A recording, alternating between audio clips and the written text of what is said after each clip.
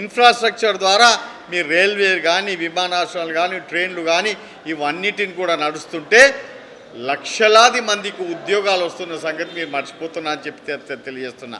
అంతేకాకుండా ఈ self help గ్రూపులు ఇవాళ వాళ్ళు దేశ ఎకానమీకే వాళ్ళందరూ కూడా తోడ్పడుతున్నారు. అటువంటి వారికి దాదాపు లోన్స్ అనే దానిని కూడా ఫ్రీ ఇంట్రెస్ట్ లోన్స్ అనే దానిని కూడా ప్రొవైడ్ చేయడం అనేది ఇంటరమ్ బడ్జెట్లో కూడా చేస్తున్నది. దాన్ని కూడా మర్చిపోతున్నా అని చెప్పి తెలియజేస్తున్నా.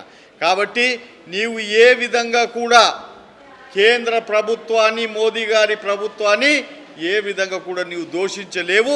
ఇవాళ మీ కాంగ్రెస్ ప్రభుత్వంలో 3% ఉన్న జీడిపిని ఇవాళ 7.75% జీడిపి తీసుకొచ్చింది ఇవాళ భారతీయ జనతా పార్టీ మోదీ గారు అని చెప్పి తెలియజేస్తున్నా.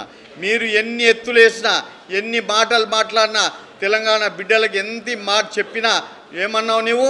మొన్నటిదాకా నేను హామీలన్నీ కూడా పూర్తి చేస్తా, నేను ఇచ్చిన గ్యారెంటీలు పూర్తి చేస్తా అంటున్నావు. ఇవాళ ఏమంటున్నావు? ప్రజలను ఏమని మబ్బ పెడుతున్నావు? 17 సీట్లంట, 17 సీట్లు కాంగ్రెస్కి ఇవ్వాలంట. 17 సీట్లు కాంగ్రెస్కి ఇస్తే కేంద్రంలో కాంగ్రెస్ ప్రభుత్వం వస్తే అప్పుడు కానీ ఈయన ఈ హామీలను పూర్తి చేయనని అంటున్నాడు. అది కళ అనేది మీరు గుర్తించుకోవాల్సిన అవసరం ఉన్నది. మోదీ గారు 2024లో తప్పకుండా మళ్ళొక్కసారి ప్రధానమంత్రి అవుతాడు. దాని తర్వాత కూడా 25 సంవత్సరాలు భారతీయ జనతా పార్టీ రూలింగే ఉంటుంది. మీ కాంగ్రెస్ దరిదాపులో కూడా ఉండే ప్రసక్తి లేదు. అంటే నీవు మళ్ళొక్కసారి నీవు ఎప్పటికైనా కానీ తెలంగాణ బిడ్డలకు ఇచ్చిన గ్యారెంటీలు పూర్తి చేయవని చెప్పి నీ నోటినే నువ్వు చెప్పిన సంగతి నీకు గుర్తుపెట్టుకోవాలని చెప్పి కూడా తెలియజేస్తున్నా. పార్లమెంట్లో నేను పోటీ చేయనని నీకు ఎందుకు డౌట్ వస్తుంది? నేను ఒక్కటే మాట మీకు చెప్తున్నా. పాలమూరు గడ్డ జితేందర్ రెడ్డి అడ్డా ఆయన ఇప్పటిదాకా ఆడ 2 సార్లు ఏదైతున్నదో నేను ఇప్పటిదాకా ప్రజల మేలుతోటి ప్రజల ఆశీర్వాదంతో నేను నిలబడ్డప్పుడంతా ప్రజలు ఎప్పుడు కూడా నన్ను గెలిపించారు.